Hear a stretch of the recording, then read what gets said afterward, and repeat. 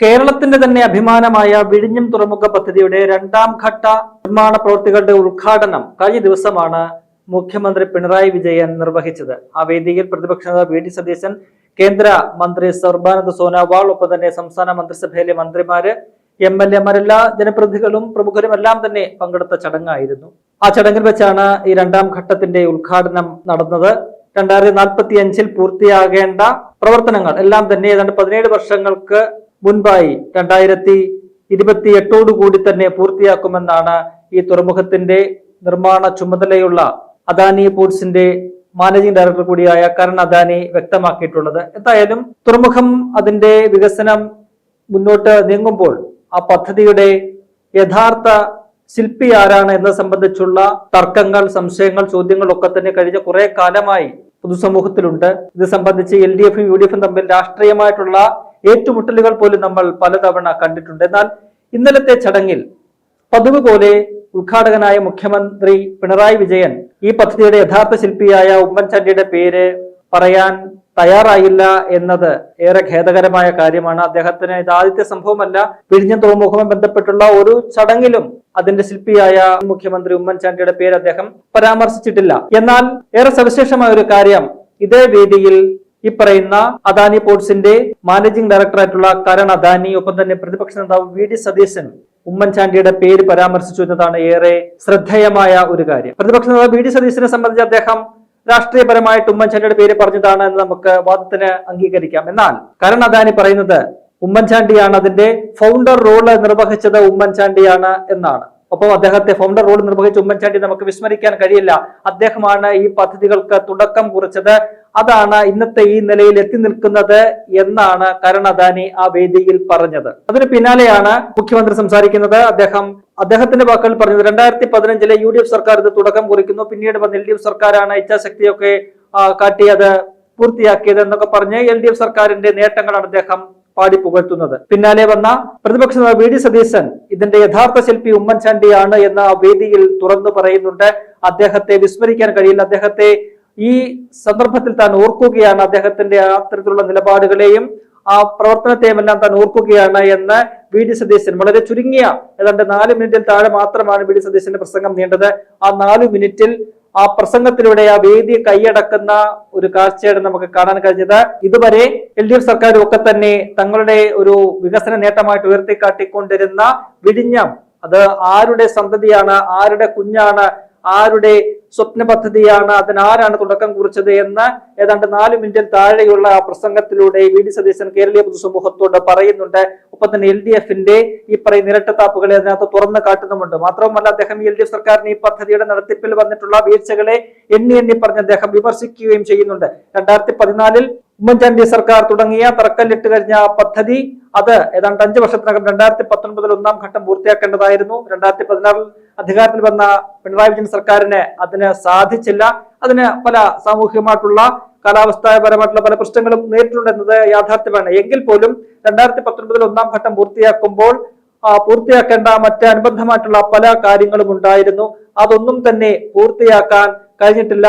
Rail road ഔട്ട്റീച്ചുകൾ, ഒപ്പം തന്നെ മത്സ്യബന്ധന തുറമുഖം, മത്സ്യബന്ധന പാർക്ക്, കൂടാതെ ഔട്ടർ റിംഗ് റോഡ്, ഒപ്പം തന്നെ ഗ്രോത്ത് കോറിഡോർ, ഇത്തരത്തിലുള്ള 6 കാര്യങ്ങൾ അത് സമയബന്ധിതമായിട്ട് പൂർത്തിയാക്കുമെന്നാണ് അന്ന് പറഞ്ഞത്, 2014 പറഞ്ഞിരുന്നത്. എന്നാൽ 11 വർഷം കഴിയുമ്പോഴും അതൊന്നും പൂർത്തിയാക്കിയിട്ടില്ല എന്ന കാര്യം ഉന്നയിച്ചുകൊണ്ട് പ്രതിപക്ഷ നേതാവ് വിമർശനം ശക്തമായിട്ട് തന്നെ ഈ വേദിയിൽ ഉയർത്തിയിട്ടുണ്ട്.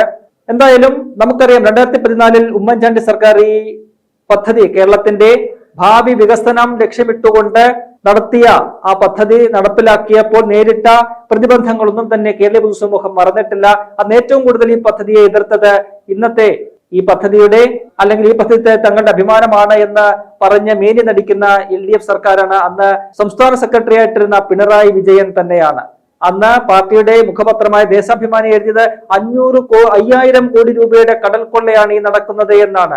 ഓർക്കണം, വിഴിഞ്ഞം പോലെ വലിയ വികസന സാധ്യതകളുള്ള ഒരു പദ്ധതി അതിന് തറക്കല്ലിടുമ്പോൾ, അതിന് കരാർ ഒപ്പിട്ടുകൊണ്ട് മുന്നോട്ട് പോകുമ്പോൾ CPM-ന്റെ മുഖപത്രമായ ദേശാഭിമാനി 2014 സ്വീകരിച്ച സമീപനമാണ്, അവരുടെ വികസനത്തോടുള്ള സമീപനമാണ് ആ കണ്ടത്. അവർ പറയുന്നത് 5000 കോടിയുടെ കടൽ കൊള്ളയാണ് ഈ നടക്കുന്നത് എന്ന് പറഞ്ഞുകൊണ്ട് സംസ്ഥാന വ്യാപകമായിട്ട് ഈ പദ്ധതിക്കെതിരെ നീങ്ങിയ CPM-ന്റെ നടപടികൾ, അവരുടെ സമര പോരാട്ടങ്ങളൊന്നും തന്നെ കേരളീയ പൊതുസമൂഹം മറക്കില്ല.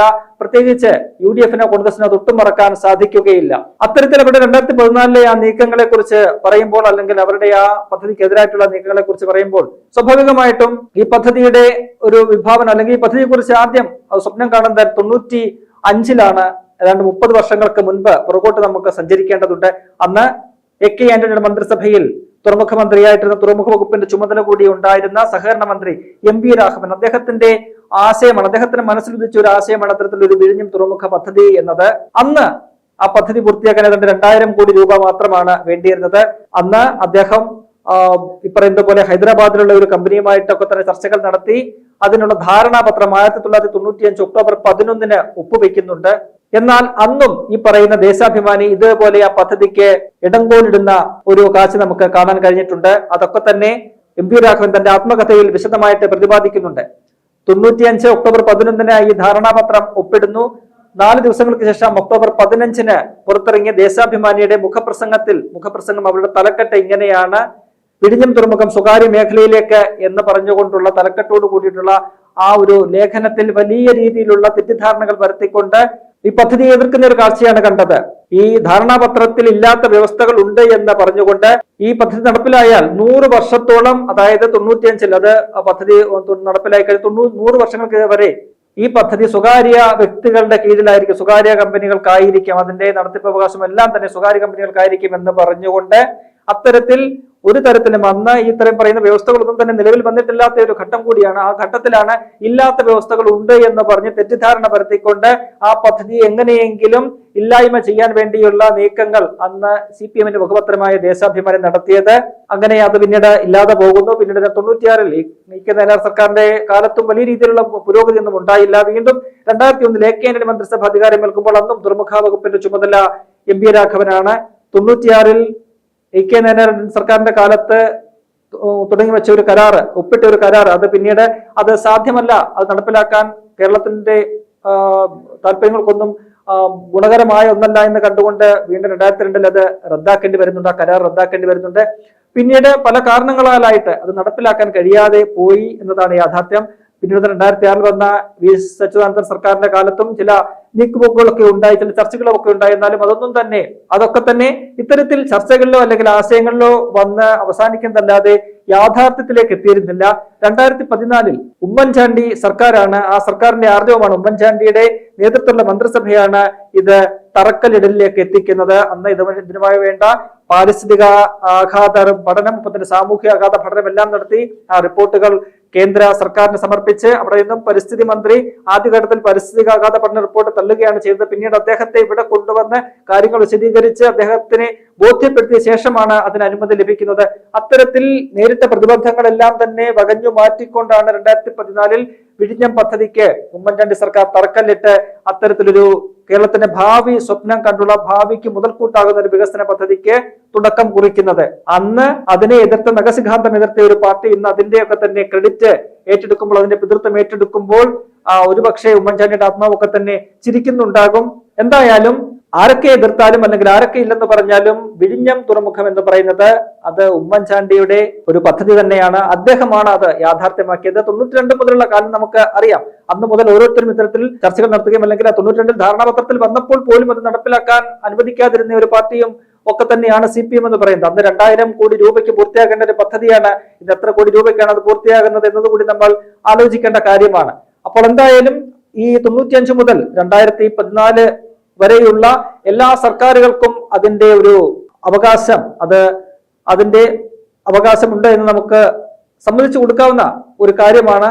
എങ്കിൽ പോലും അതിന്റെ പൂർണ്ണമായിട്ടുള്ള ഒരു അവകാശം എന്ന് പറയുന്നത് ഉമ്മൻചാണ്ടി തന്നെയാണ്. അദ്ദേഹമാണ് അതിന് തറക്കല്ലിട്ടത്. അത് 2016-ൽ സർക്കാർ മാറി, പിണറായി വിജയൻ സർക്കാർ അധികാരത്തിൽ വന്നു. അവർക്കാണ് അത് നടപ്പിലാക്കാനുള്ള അല്ലെങ്കിൽ അതിന് പൂർത്തിയാക്കാനുള്ള ഒരു ബാധ്യത വന്നത് അവർക്കാണ്, അതിന്റെ ഉത്തരവാദിത്വം വന്നത് അവർക്കാണ്. അല്ല ഉമ്മൻചാണ്ടി സർക്കാരിന് തുടർച്ച കിട്ടിയിരുന്നെങ്കിൽ ആ സർക്കാർ പൂർത്തിയാക്കിയേനെ. അതുകൊണ്ട് തങ്ങളാണ് പൂർത്തിയാക്കിയത് എന്ന് പറഞ്ഞുകൊണ്ട് അതിന്റെ പിതൃത്വം ഏറ്റെടുക്കുന്നത് എത്രത്തോളം അപഹാസ്യമാണ് എന്നത് CPM ചിന്തിക്കേണ്ടതാണ്.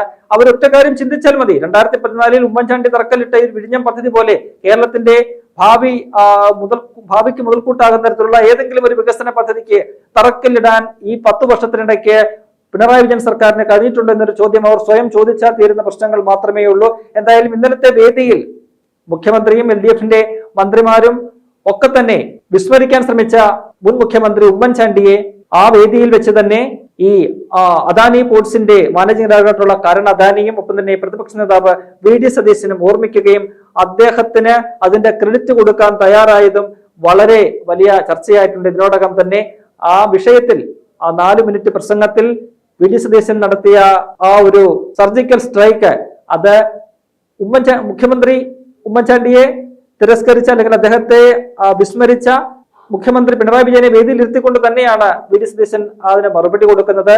എന്തായാലും ഇത്തരത്തിലുള്ള തർക്കങ്ങൾ അത് ഇനിയും തുടരുമെന്ന കാര്യത്തിൽ യാതൊരു സംശയമില്ല. എന്തായാലും ഇന്നലത്തെ ആ ഉദ്ഘാടന വേദി അത് വെറും 4 മിനിറ്റ് നീണ്ട പ്രസംഗത്തിലൂടെ VD സതീശൻ കൈയടക്കി എന്നതിൽ യാതൊരു സംശയവുമില്ല.